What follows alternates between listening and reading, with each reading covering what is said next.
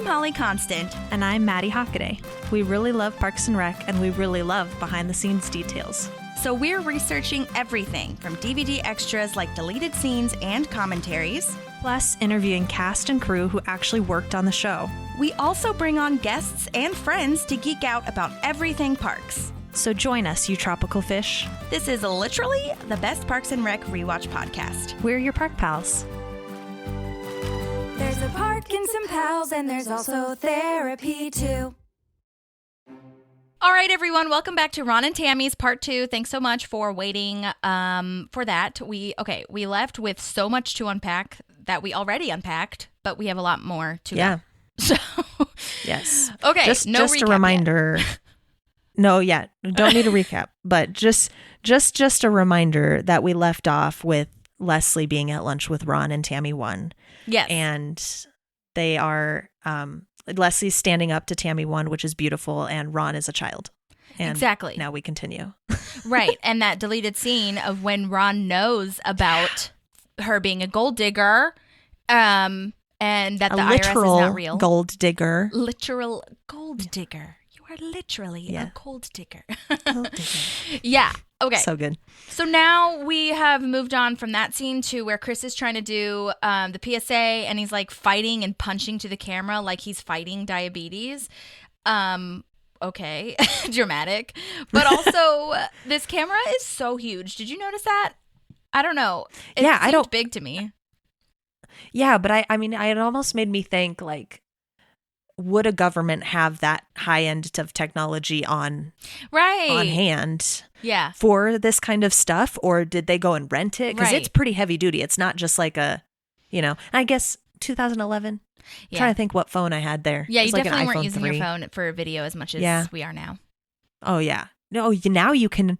Oh, my gosh. When I was videoing for the football team, there was a day it was so hot outside, my batteries fried. Oh my God. So they only lasted like 30 minutes at a time. So I had to use my phone for part of it. Wow. And the footage I got from my phone was actually relatively decent. It's pretty good. But yeah, I don't think we're in that time zone here in 2011. Right.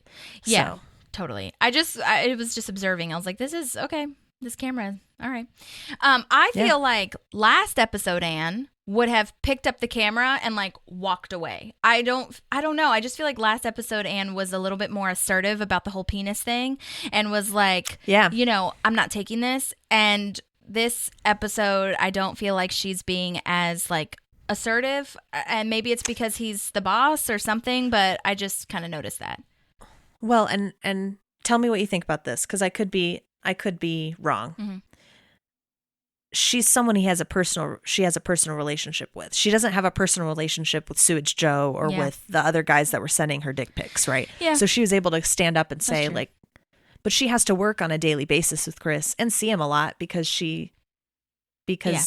as life goes on, right, they're integrated in each other's lives. So I think about that, like, I would have a much easier time standing up to someone and saying that's not okay when I know I don't have to see him again. Right. Yeah. And you're right. Like, I do think she's probably still like 5% like leftover, like, feelings from the relationship. So I get it. This line, fat equals splat, which means you're dead. It's so weird. Oh, Chris, you're crazy. It's a lot. Yeah. Yeah. All right. So now Leslie is talking to Tammy 2 to see if she can counteract Tammy 1, but Tammy 2 is like not messing with her because she threw acid on her foot at one point. Oh my. Which is, God. Which I think shows you what's happening behind closed doors, maybe. Yes, absolutely. That we didn't need to know last time, right? That's exactly where my head went, where I was like, that last deleted scene in the last episode where she's screaming at Ron is like, again, we don't need to see it, but you can hear how it is in like the, in talking about it kind of vibe. Yeah. There is this deleted scene. She has her own go bag. Tammy 2 has her own go bag like Ron's. And because they really do think alike, I guess. But it also just shows like how prepared you need to be around Tammy 1. But I did record some of this. So stand by. What are you doing? I'm getting the hell out of here. And you should too. Good luck, losers. Why? Tammy 1 dominated our entire town. When she threw acid on my foot, I went to the hospital. She was the ER doctor. She refused to treat me. But, you know, in the end, I guess you kind of got to admire that level of evil. If you see her, tell her headed east.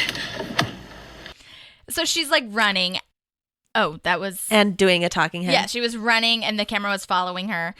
And and then she gets in the car and she's like, her hair's all like disheveled and stuff. And that's when she says like, you got to admire that kind of evil. And then she closes the door. Do you? Do you though? Do you? Like... I guess Tammy does. Also, but... why do you need Ron's money if you were a fucking ER doctor? I don't know. Do ER doctors get paid a lot?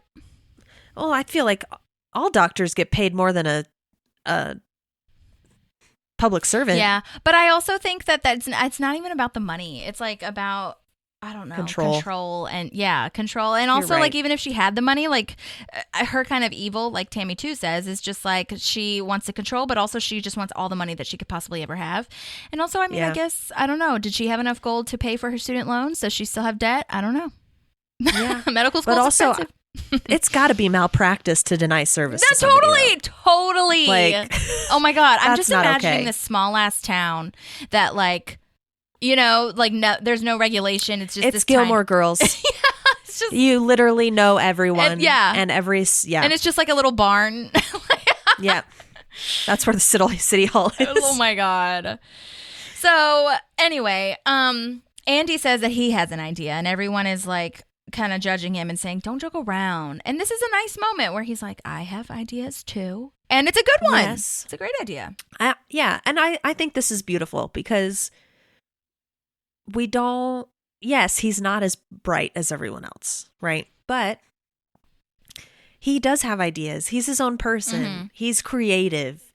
He's got these great qualities. So I love that he stands up for himself and he's like, listen, I also can have ideas. Yeah. Yeah. So screw you. Yeah. And it's like, I think it's kind of like in every character, like even with Michael Scott and stuff, where like you do have to have certain moments of him having a shining light. Otherwise, it's just like pure, like farcical. You know what I mean? Like, like it's. Well, yeah. Like, how does he have this job and how does he? Yeah. How is he? You've got to have some reasoning. Right. Exactly. So. But. Yeah. So this is when they go to their mom's house, Ron's mom's house. Yes. Tamara. I was going to ask you, though, because I have a note before we even got to the Chris and Ann part where they were back at the hangar. Oh, yeah. With the NBA players. And I just didn't know if you had any notes from that because I just wrote like really like small things. Like, what were your notes? The iPad thing. The iPads. And then like the NBA players are saying, well, they're going to be dead in a month. And then they're like, well, who started their own company? Like, again, right, Tom and John Ralphie are just being dicks. Yeah. My thing was, do you know how easy it is to start a company? Right. That's true, too. Like getting the LLC. Keeping it is the thing. Right. But that's what they're saying is like, who are the ones who started a company? Like, okay, but literally anyone with like $150 can start a company. Oh my God. Like, it's the fact, are you going to be up and running in a year is really the question. So right. I don't know. I just Tom's whole attitude. I'm just over it. And I just wanted to note that because we haven't talked about Tom in this episode yet. Yeah, I feel like I wrote that down. Did I skip it? Because Detlef. Why did I say Derek? Detlef says that thing of non-employee tax reportable expenditure. Oh, yeah, I totally skipped that. Thank you for bringing that back up because, so Detlef and Roy Hibbert are saying they've been trying to say the same thing, and Detlef says they wouldn't know a non-employee tax reportable expenditure report if it hit him in the nose or whatever. And that was, first of all, that was such a mouthful. And secondly, I did like a deep dive of, not a deep dive, like I literally just Googled it and like copied it, but I don't understand anything about it. Like I didn't even like look really deep into it because I didn't understand, like if you're not first of all, this is a real form, a non-employee tax reportal, but in my head I was like, if you're not an employee, why do you need a tax form? But I don't know. Can you read the name of the form again? Non-employee tax reportable expenditure report. So is it just like if you're paying someone that's not an employee to like help the business? So like Detlef and... It could be a contractor. right? You're not putting them on salary. You're contracting them for specific work. Yeah, it could be that. That's usually a 1099 though, like a self-employed kind of vibe. You're right.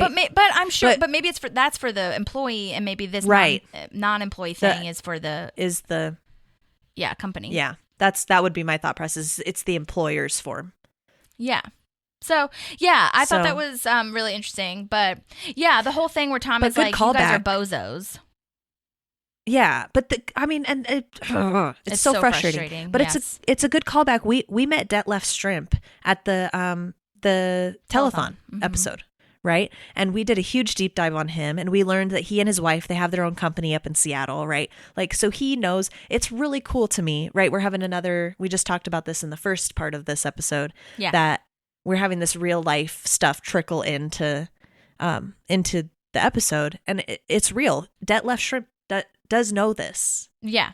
Like, he does have this information, and I think it's really, really frustrating to see Tom this way when, again, I'm saying, like I said in the part 1, is like we saw so much potential, and as an audience we were so excited for him. I know. And now you're just like, I hope you fucking burn, man.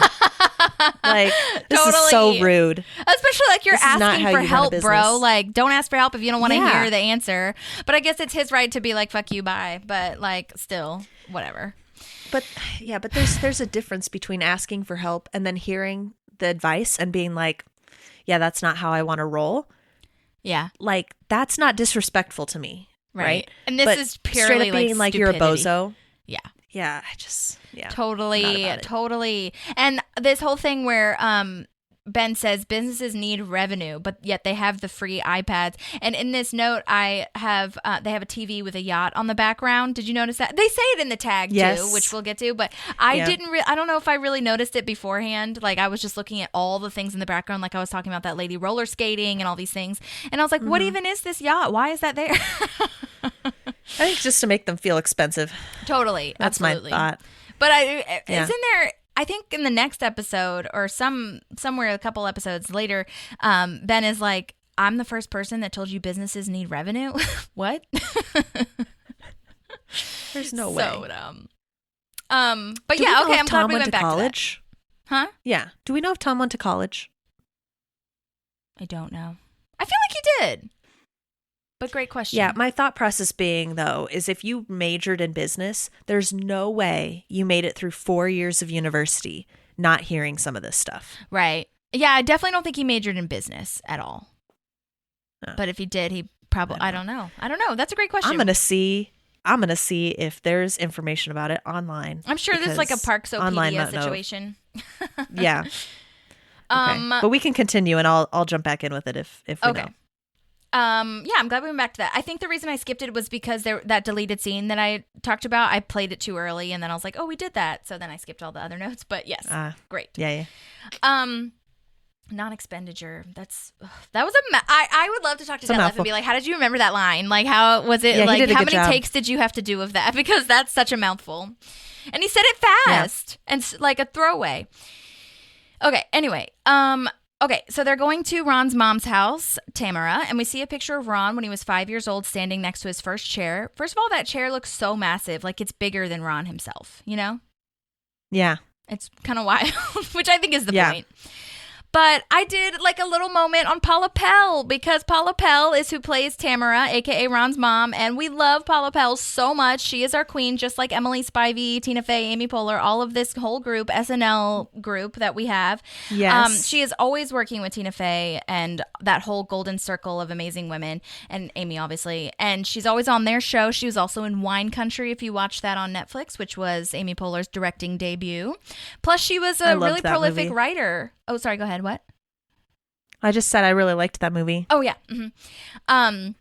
And she was a super prolific writer on SNL, which is amazing. And I don't know if anyone watches 30 Rock. I would assume that you have at least heard of it if you are a Parks and Rec fan. But she played Pete Hornberger's wife in 30 Rock.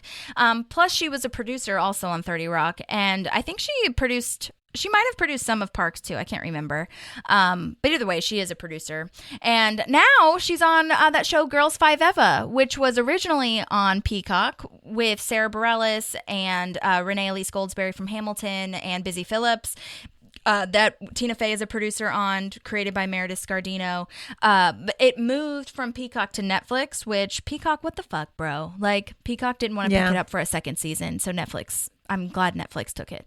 But that I think that comes out soonish, because I listened to Busy Phillips's podcast and she was talking about it. But did you know that they're doing a movie? Did we talk about this? They're doing a movie musical of Mean Girls.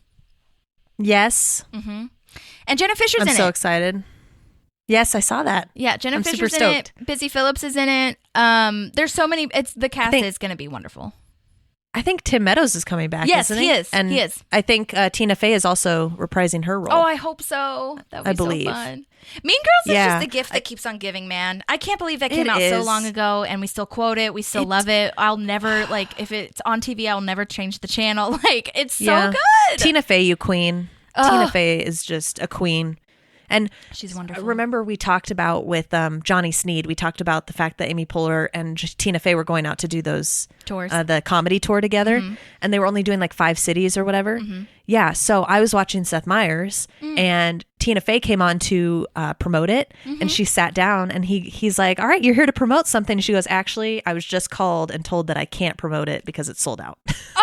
Isn't that crazy how fast it sold out? Well, of course. You know, like it was like 24 hours or something. Well, I know it was longer than that, but it was definitely like short because I looked at it after we talked about it. And there were still tickets left in DC. It's sold out in Boston for sure. I wonder if it's sold out in all the cities. But I'm so heartbroken with this whole fucking concert, how expensive everything is now. I looked at DC tickets because, you know, I'm from the DC area and I could totally go home and like take my mom or whatever, or maybe we could get a cheap hotel, like whatever. And I have friends I could stay with. Those tickets, Maddie, were like $400. And I was like, this is... Are they doing a big arena or what? No, it is not a big arena. It is not even one of like the bigger concerts venues in DC. It's just like that's what's happening now because the demand is so high for every fucking concert, and it's just like it's just so heartbreaking that art is not accessible to everybody. And I know that's not what Tina Fey and Amy Poehler want. I know that's not what Taylor Swift wants, people to be paying that much. But like people are doing it or they're trying to, and then going broke with it. And I'm like, yeah. I want to see them so badly. I'll have to look on the website and see if they have any more. But like, I can't pay $400 plus a plane ticket. Are you kidding me? Yeah, I had somebody here, a friend that we have that paid $700 to go see Taylor Swift in the fucking nosebleeds. Nope. And I don't care for Taylor Swift if I'm being fair. Aww. But if I could see Jack White or the Jonas Brothers, like or Ed Sheeran, right? Yeah. I still wouldn't pay $700 for them. Yeah. First of all, I don't have the money. Right. But second of all, like that's absurd. It's ridiculous. For one ticket, that's so absurd. Yeah. And it's like, ridiculous to me. I mean, yeah, I love Taylor Swift, so I can't agree. I'm sorry. But I know people that know. Okay. I totally get it. I'm not as big of a Jack White fan, so like everybody has their own thing. But that's the thing about it is that like everybody has their own thing that they are so passionate about and that they really want to go see, and so they're like splurging, and it's like so not most of the time, so not the energy that the artist is putting off, and like most of the time they don't really have any control over it, and which sucks because you'd think that they would. I'm sure they have a certain amount of it, but they can't say like no to that, and I'm just like, this is so insane. So hopefully maybe Amy Poehler and Tina Fey will like video it or do some sort of special. It's going to be a special. Is it? Yeah. That's what my dad said, because I was talking to my dad about it and he said, well, it sounds like what they're doing is they're making it into a special like Steve Martin and Martin Short did, because they did the same thing. Yeah. And I said, that makes more sense why they only did 5 cities, because if you sold out that quick for 5 cities, like there's no way, if you're not doing a special, right? There's no way you don't add more cities to that tour. Yeah. Well, I mean, I could see them doing only a couple cities just because they have so much other like projects in the works that like on. They might not be able to like, you know, commit to a whole year of touring or whatever. But like, but still, I hope I hope they make a special because that would be better for my bank. I think that's the plan. If I'm remembering correctly, I think that was mentioned on Seth Meyers too. Okay, cool. That it's going to be a special. Okay. So yeah, I'm on board for that. Me too. But I would die to see them live. But I would die. But I would not pay $500. Yeah, maybe. Well, and that's what I'm saying, right? Like, I mean, there's people I would not pay a cent for, and there's people I would pay a couple hundred, but I'm not paying $700 for anybody. Wild? Yeah. And I also, this is the last thing I'll say, then we'll move on to Parks and Rec, and I'm sorry. But like, what's also wild is that Beyonce, I looked up Beyonce tickets and I was like, they're going to be a bajillion dollars. But let me just see. They were, for the one in Nashville in August, it was only $80 for the nosebleeds. And I was like, that's fine. How did she do that? Yeah. It's because it's Beyonce? Did she have say in that? Like, what is the deal? I want to know the background. I think I want to do more research because my dad had very strong words for Taylor Swift, the fact that it was $700 because people should be able to, that's what he was saying too, is you have fans out there who aren't going to be able to afford that, and you're going to take away their opportunity to see you. Mm-hmm. So we were having this discussion about how much pull do the artists have, if any. And I said, well, they probably do. Honestly, as big as Taylor Swift is, she probably does have some pull there. But I told him, I said, also the venue probably is going to have a lot of say, right? Because they're going to have their own fees. And then additionally, you can't make as much money now off of your albums. No, never. That you could 20 years ago. Right. Right? It's very different now. Right. Like back then we bought CDs and we uploaded it to our iPods and stuff. And so it's different. And also I think Ticketmaster. Touring is really where people make... is really shitty. And they are the ones that are getting the profit from it, a lot of it. It is the bane of Ivan's existence because we looked at going to a Cubs spring training game for the Cubs down in Phoenix. Yeah. It was like $39 per ticket, which is that's decent for a spring training game, $39. Let's go see the Cubs. We get to the end and it was $180 because of all the fucking fees.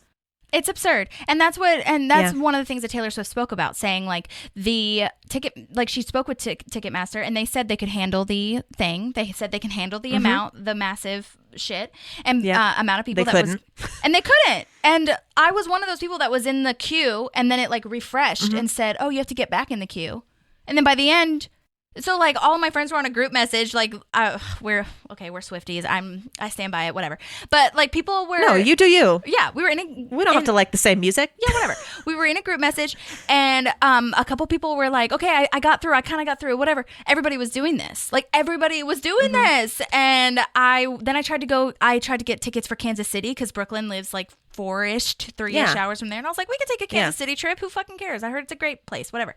And I tried to do that. I tried to get 2 tickets for me and her. And then I was like, wait, maybe mom would want to go and we can make a whole trip out of it. So I just like did the drop down to 3. It refreshed the whole thing. Couldn't do it. And I was like, I was like, what the fuck? And oh my gosh. That's like, and I know people, I read in Cosmo, and this is a real article that I did read. It wasn't just an Instagram post, but I read in Cosmo that they were doing, there's some Taylor Swift fans that are like lawyers and all these things, and they are trying to sue the Federal Trade Commission because of Ticketmaster's like absurd bullshit. Wow. So anyways, okay. Thank you for listening to that. So sorry, yes, but also not thank sorry. you for coming to our TED Talk. And I feel like people that listen to this hopefully have similar interests and found this at least entertaining. Yeah. Please and drop I'm sure your comments. some people totally like everybody has to relate to this. Everybody wants to see live shit and they can't because it's expensive. This podcast is free. Yeah. Except for like maybe $8 a month welcome. if you join Patreon. Yeah. And $8 a month is not a lot. Oh my God. Comparatively, my God. But anyways, so back at Ron's mom's house, we see there's a room full of just guns and Andy is putting his fingers in the barrel. Like Andy. Oh my God. He's gone backwards. He had a really good idea and now he's putting his fingers in places he shouldn't be. Yep. And that line, that's what she said. But that line also, it's like I hate it because of the political climate that we're in right now, but I also think it's really smart. The like, why do you have so many guns? Because Leslie's just asking out of curiosity, and Tamara is like, "This is America, isn't it? Then I don't have to answer stupid questions while standing on my own property." Paula Pell did so good, and I honestly think that's a parody. It's not like, you know what I mean? They're playing it. Yeah, she 100% like, and April says it best. That's definitely Ron's mom. Yep. What a Right? layered Like, little she moment hits of it. dialogue. Yeah. Also, I'm really sorry. No. I want to put this up here so people can see, and maybe we can post it on Instagram too. But like, that's what she looks like. Oh yeah, I know. She's like, beautiful. I think people need to understand. Yeah, she's great. I mean, not that we thought she wasn't, but the way they do her makeup and her whole wardrobe, right, to make her look like she's coming from the farm. She's got dirt and soot on her face or whatever. Like, I think it was really well done. Yeah, I just asked. have to say that. I asked the one makeup artist, Renee Vaca, if that was like a wig, and she said she actually didn't work on this season, so she wasn't sure. But it looks like a wig, and I would assume it is because she doesn't have gray hair. But that whole makeup thing of making her look dirty and tan, like weathered looking, that looked so good, and kind of like wrinkles to see where the dirt was. That was awesome. Yeah, there is well a done. deleted scene. Oh, sorry. Go ahead. No, that's it. Oh, okay. I thought you said something.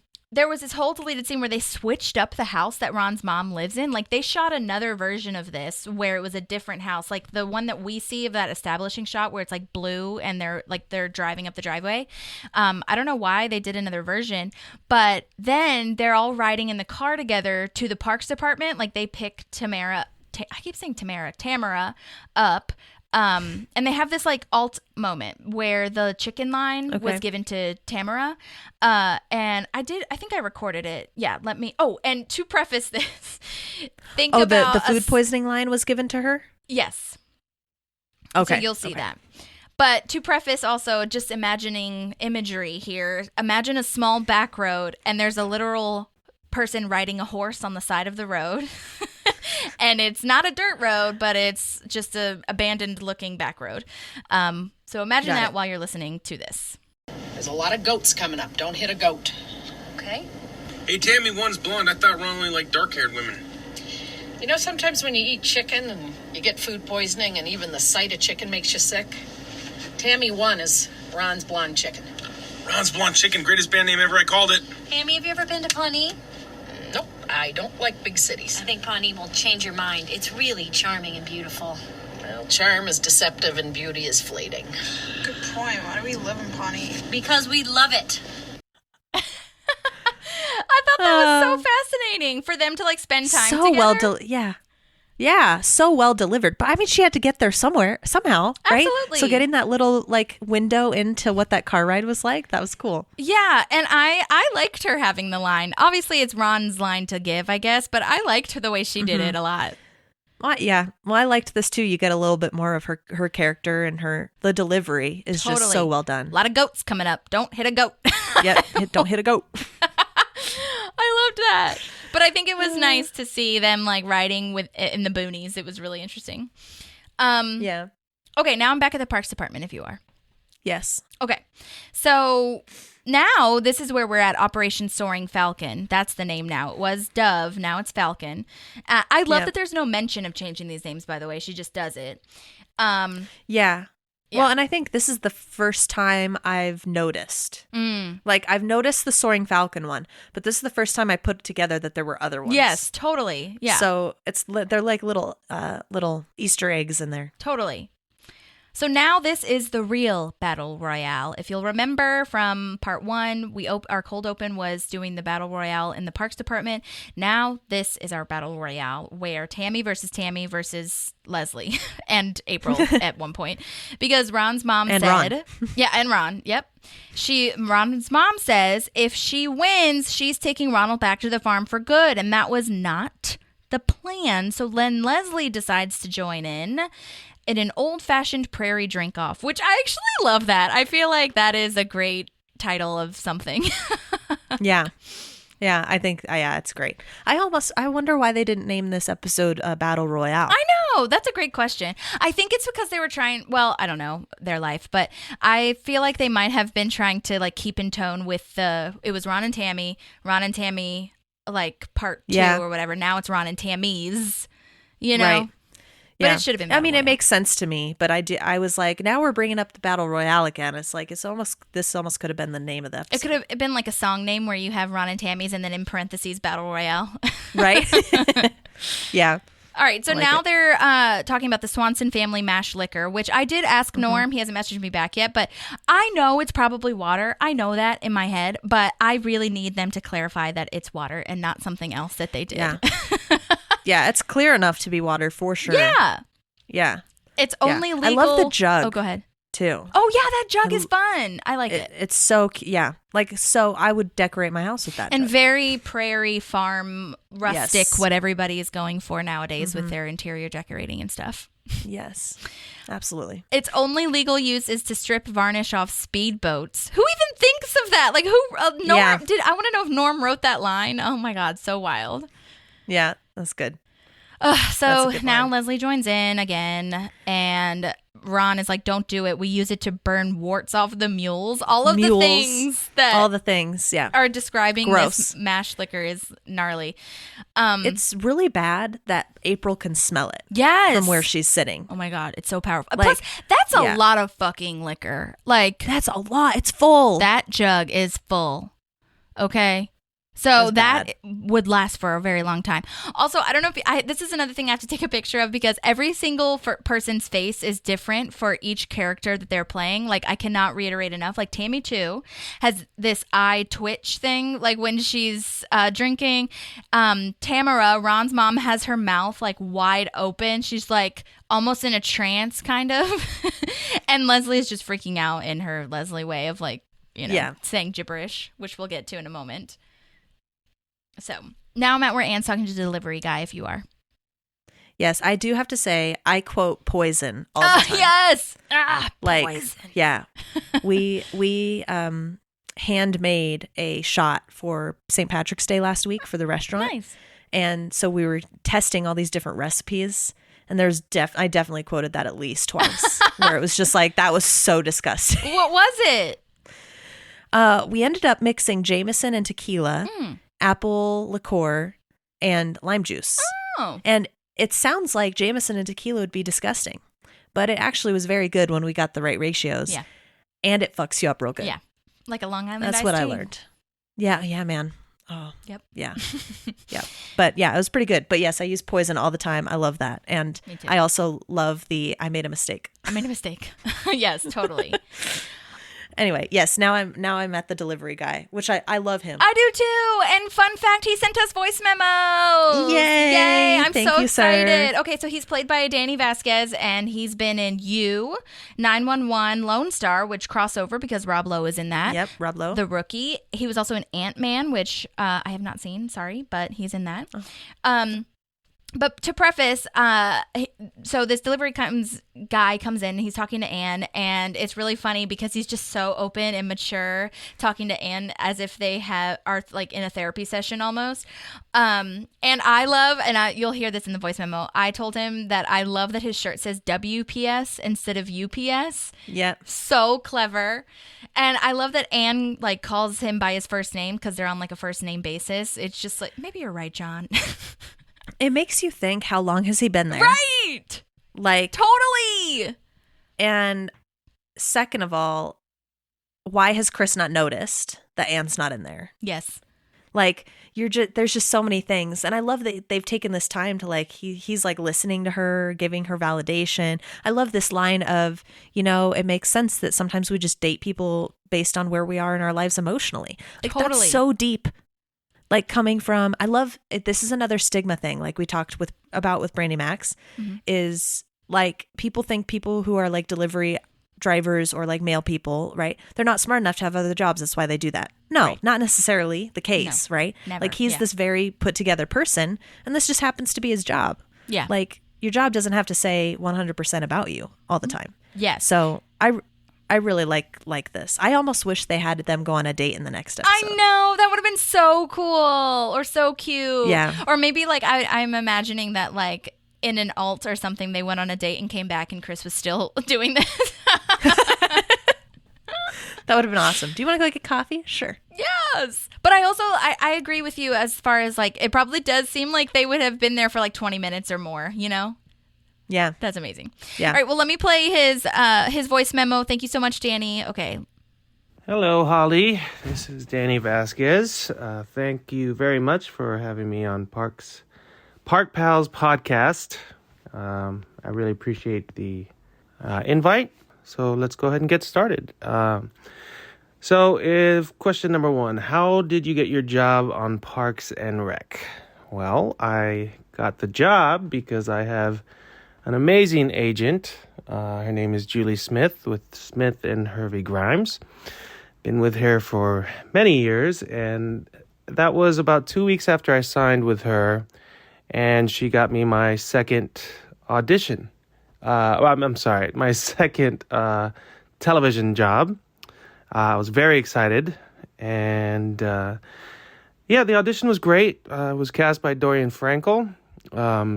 Fantastic casting director, very kind, very great with actors. So that's how I got that.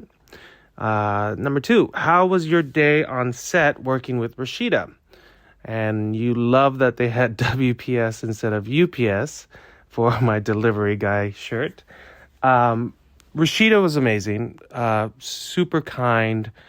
Just an all-around amazing person. A real great sense of humor. We joked a bunch, and that was a lot of fun. The WPS is funny because I think it just, UPS is what United Parcel Service. I think when I talked to Randall, the director, we just made a joke about it, and I think he said something like it's worldwide parcel service. So that was kind of funny. I did get to meet other members of the crew and work with them. Rob Lowe was in that scene as well. But it was great because on the day, I don't like hanging out in my trailer when I'm on set. So I was watching a lot of the stuff that they were doing. It's shot over at the CBS Radford Studios. And I just loved watching the scene before mine. It was Amy Poehler and Rob Lowe, and watching those two legends, iconic comedic legends, was just incredible because they just ad-libbed so much. And it was like watching a masterclass. And everybody was kind. Everybody was great. Everybody was having so much fun. There was so much fun on that set. You could tell everybody had this great chemistry. It was incredible. And Rob Lowe was great. He actually improvised quite a bit. He wasn't supposed to even acknowledge me, but he put a little button at the end of it where I think he was like, "Hey, delivery guy," and he did so many different versions. His comedic mind is incredible. And let's see, number 3. Any memories of that day you'd like to share? I kind of think I just did. You kind of know my fond memories of that there in the last question. And anything we can promote for you at the moment? Right now, I just finished doing a few episodes of a TV show called All Rise. The second half, it was on hiatus, and the second half of the season has yet to air, so that's fun. I got a movie called The Illegal that's out on Amazon Prime. And you can always follow me on Instagram at Danny Vasquez33. And I think there you have it. Just onward and upward. Thank you again, Holly, for your time. I hope this helps and provides a little bit of insight on how amazing it is to work on a set like that. So thank you. Yay, that was so nice. Awesome. Yeah, I'm trying to think what scene Leslie and Chris were in together in this episode, because he said he saw an episode. Was there a deleted scene with them? No, I think he might have just meant he was watching scenes like in between his takes. You know what I mean? Yeah. Or at least there weren't any deleted scenes that I noticed of them working on it together. But I think he just meant like he wasn't always spending time in his trailer or whatever. He was just like watching what they were filming. Okay. But I love that. Makes more sense. Yeah, and I love that like improvised line that Rob Lowe had. That's fun. Yeah, and that he, if that means his response was improvised, which was perfect. He just says hi. Oh. Like it's I think when you're with Rob Lowe and he throws out a improv line, you could have fucked that up. You could have said too much. You could have not said anything, and it was just the perfect way for that character to respond. Yeah, totally. So it was good. Yeah, and I love that both of our people that sent in voice memos for this episode really thanked their agents and managers. That's always nice to hear. Yeah, that they it's like beautiful. them, Yeah, their little relationships. That's always nice. But yeah, that was so fun. I'm so glad, and I'll tag everything on the Instagram, and then in the show notes I'll post the episodes or the shows that he mentioned and the movies that he mentioned. My mom watches All Rise, but I haven't watched a full episode, but it looks cool. I think Lindsay Mendez is in it, who is a huge Broadway star, and I love her. So yeah, I'll have to check it out. But thank you, Danny, for sending those in. That's awesome. I assume that it's a lawyer show. Yeah, it's a court show. Okay. Cool. Yeah. Nice. I like the name. Me too. Definitely know what it's about. Yeah. All right, so now Chris is saying that he has a stain on his shirt, so everything is unusable. Oh my God, Chris, just like, shut up. We're not going to do all of this again. That's so dumb. Yeah. Oh my God. I'd see that would be where where Danny could just be like, do you want to go out and like get out of here? Yeah. But perfect. That would have been perfect timing for that. Oh, so good. Danny, we want you to come back, please. All right. Yeah. Now we're back. And Leslie is so wasted. Everyone else is fine. I love this montage of her being drunk. And also when she says, go to bed, Jimmy, to Ron. It's so funny. She can't feel her face. She's taking off her jacket. I remember, though, it was either the first time I watched this or like the first couple times I had watched it when she holds up that little doll thing. And it's like, what is that? I laughed so hard. Holy crap. It's like all caps, so funny. I like, how did she do that? But like, also seriously, what is that? Yeah. Also, why do you thing? have that? And gross. Yeah. I'm pretty positive she improvised most of that. I'm gonna say that was a Polar extravaganza moment. Oh, I bet anything. Yeah. I'm sure they did like those throwout lines where they like gave suggestions. But, totally. But she probably did. Yeah. And the fact that she's most likely, probably has to be sober for all of that. Oh, and she's acting very drunk. 100%. So she does a great job. So good. Yeah. I feel like it's hard to act drunk. It is hard. I think it is hard. Yeah. Because you you have to pretend that you're not, essentially. Because like all drunk people do is try to pretend that they're not.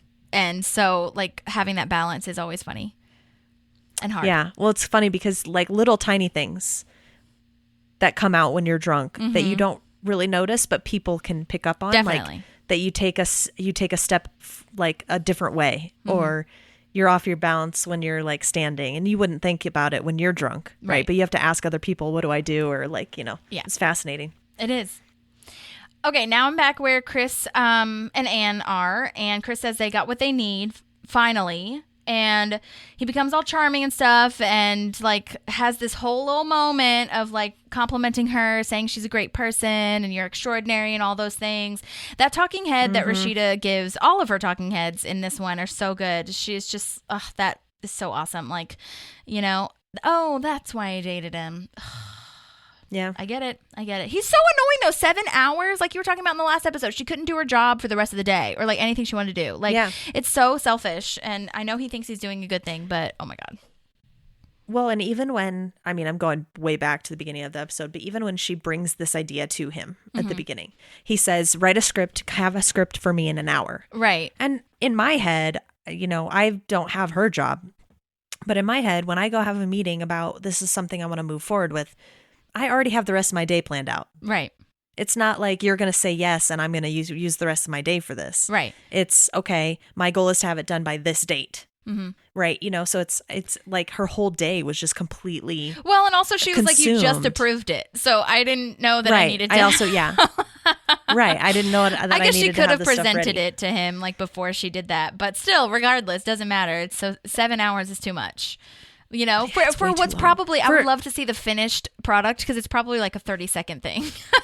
Yeah, I was going to say it's got to be less than a minute. Right. There's no way. Oh my God. So. Also, what I think that is interesting though, what Danny was saying, the UPS or WPS guy.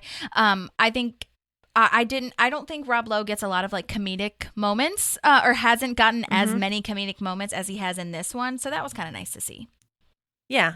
Yeah. Even though he is like being kind of a jerk in his Chris way that he doesn't know he's being a jerk. In his Chris, non-malicious Chris way.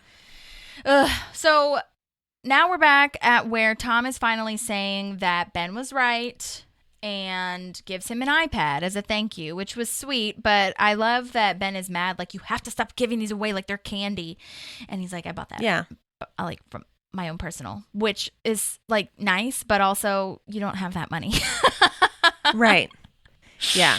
So, I mean, yeah, you've got this little sweet version of him, right? Where he's, he comes back to tell Ben that he's right. He didn't have to do that. Yeah. I'm not excusing any of his behavior, but it is nice that he comes back. He says he's got 5 accountants that he's cross-referenced with. Yep. And I love that Ben's like, well, the first thing is you need to get rid of 4 of those accountants. You don't need 5 accountants. Oh my God. So dumb. Yeah.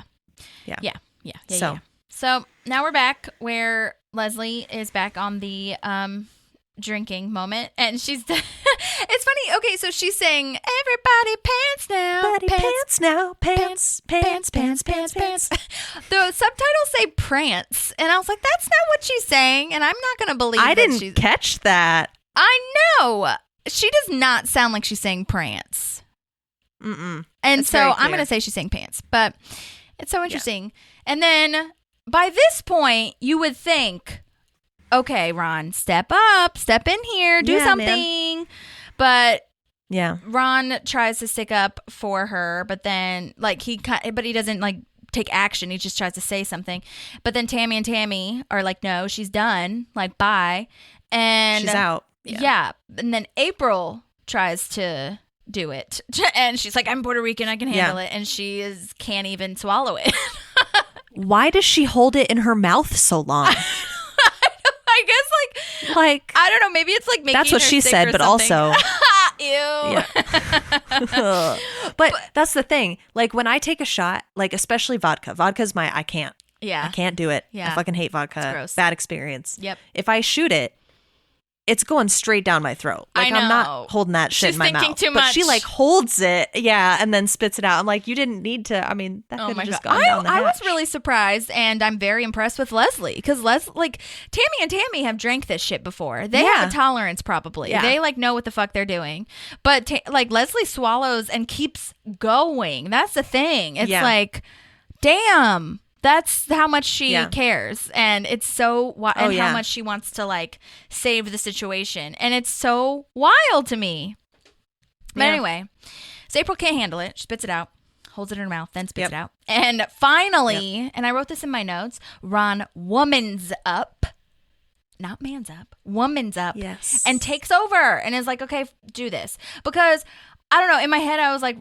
And again, I know he is going through his own psychological bullshit, but I was like, Ron, you basically are watching your employees / Leslie kill herself to save you. It took you long enough, sir. Oh my God. Yeah. But watching April, I think, who is younger and I don't know, maybe a little more naive, and Ron looks at as a, work proximity associate that he is mentoring. I think seeing that is also okay, snap out of it. Yeah, I 100% think that's part of it. And I also think we've seen Leslie stand up for Ron before. Yeah. We've seen Leslie step in and take the hit for Ron before with Tammy too, and other things. And April doesn't really stand up for people very easily, other than Andy. Right. So the fact that this girl who tends to not care about anyone is now doing this, he's like, oh shit. I know. Yeah. And then Ron takes the jug and drinks the entire thing. And I counted up water. to 10 seconds. Yeah, it has to be. I counted up to 10 seconds, but that's all. But it's more than that. It's more than 10 seconds. How much they have the camera on him. Yeah. Wow. And I was like, that's why they had so many deleted scenes, because this whole thing needed to be in there. Yeah. Yeah. I want to know if that was one shot, because the way they do it, right, is they zoom in on him so that you can't see it. You see the jug for the first bit, and then you zoom in and you don't see the jug anymore, and then it zooms back out to show the empty jug. Right. But I need to watch it again, but I don't know if it's 3 different shots. Right. Or how many takes did they do of that where he had to chug that? That's so Hopefully bad it was for just you one. to chug water like that too. Yeah. Oh, God. Yeah. Well, then he says that, you should go crawl back in the hole that you came from. Tammy 1 says she found his gold, but it was decoy gold. I love her line. And only stole half of it. Yeah, that's interesting. Why'd she only steal half of it? I don't know. Did she find all of it? Well, did she only find half of it? I don't know. I mean, that's a good point. Well, first of all, if I know Ron, like I think I know Ron, he didn't hide all of his gold in one spot anyway. Of course, yeah. So I don't know if she's saying I stole half your gold because I stole all the ones that I found in one location. Mm-hmm. But the way she says it sounds like I found your gold and I stole half of it. Yeah. So, like, I don't know if she like stole half of the gold she found. Right. I don't know. Right. Either way, she stole gold from him. She thinks she has won, basically. Gold digger. Gold digger. And Ron says that was decoy gold. And I do love this line, though. And it's, okay, so many thoughts. I'll finish my first thought. I do love her line of, I was there the minute you were born, and I intend to be there the minute you die. I actually really like that. Yeah, it's on point for her character. 100%. And the other thought was, it is interesting to me that Ron immediately snaps back to himself. He doesn't take any time to like refresh or to like ease back into himself. He just like immediately is like, okay, that's it, which is exactly how he does with Tammy too as well. So it's really fascinating to me. He always needs to have somebody else get hurt, I think, usually for him to be snapped back. And that's pretty, I feel like that's typically on par. Like if there's an abusive relationship, you stay in it, but when the abuse falls to your children, or that's usually when the snapback happens. Yeah, which you would hope. Like, okay, yeah, it's this really isn't sad okay. when that's not enough, you know, and that's when you're in really when it's deep. just you. Yeah, Or no, like when you see that the kids are getting hurt and you don't do anything else, and that's what really fucks people up. But that fucks people up pretty good. But right, I think you make a really accurate assessment of like that is Ron. Mm-hmm. He's gonna. I think he has this feeling of like, I can handle anything. Yeah. And even though he's changing and we're like, you can't handle it. Yeah. In his head, he's like, I can handle it. Yeah. And then when it happens to other people, he's like, no, I can't. Right. Like, because with Tammy too, it was Tom. Remember? She was like beating him up and throwing. Yeah. That was funny. Sorry. Glenn. Do your worst, Glenn. And throwing him into the bookcases. That was also a trivia question that I think I might have gotten, but I don't know if I would have been as confident on of like, they asked, what did Tammy 2 call Tom? And Glenn was the answer. And I just remember so many deleted scenes also of her calling him that too. So I was like, oh, I got this. But that's a good trivia question, I feel, because that's a tough one if you don't like pay attention that much, you know? Yeah. But yeah. Anyway, so I love this part after Ron stands up, woman's up. Leslie says to Ron, like she's like passed out on the table, and she's like, "Your family's weird, Ron." And she like does this hand gesture of like pointing with her thumb, yeah, and like doing the secret handshake moment, not handshake, hand gesture. Yeah, I thought it was so fun. And I have to do a shout out to Paula Pell. I think she did so well, and I love her face work. I feel like the smirk on her face is there the entire time, like this frown the entire time, apart from when she's like dropping her jaw, when she's like slack jawed from drinking the liquor. But it was so good. Yeah. Okay. So good. Is there anything else you have or any other notes that I might have missed before we get to the tag? No. Okay. That's it. Well, this tag is just pointing out all the crazy things that are in Entertainment 720. And I do wonder if any of this was improvised, but I don't think it was. I feel like they probably had to get all these set things, or set decorating things, and so they just or they wrote it in first and then had to get the set decorating thing. Did you notice behind Ben, there are these like huge, tall, life-size, like looking cone-looking things? And they're like rainbow looking. They look cones of Dunshire, like the cones of Dunshire. I don't think it was an Easter egg at all. I just think that's what it looked like. But I'll have to show you the picture of when I see it. But it just really reminded me of that. And I think it might have been, maybe it was a manifestation, but it wasn't planned. Right. But that's so cool. I know. And that's when he brings up the yacht. He brings up someone painting their nails, and someone's in a deep sleep, probably getting paid upwards of $100,000. $100,000. Oh my god, stupid. And the chair that was so expensive. Oh yeah, he's like, what do you do with $27,000? Oh my god. Yeah, why even is it that much money? That's so ridiculous to me. So insane.